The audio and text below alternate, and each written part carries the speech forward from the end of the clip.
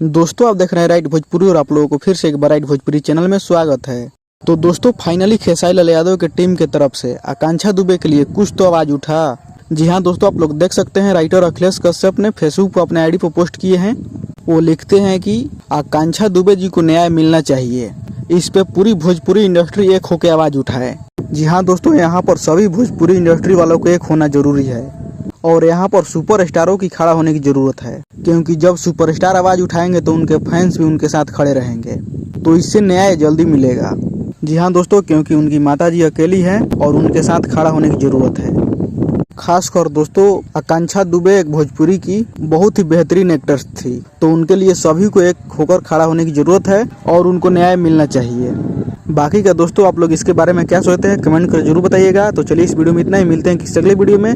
इस वीडियो को लाइक कीजिएगा, शेयर कीजिएगा और अभी तक हमारे चैनल को सब्सक्राइब नहीं की तो प्लीज चैनल को सब्सक्राइब जरूर कर दीजिएगा। तब तक जय हिंद, जय भारत।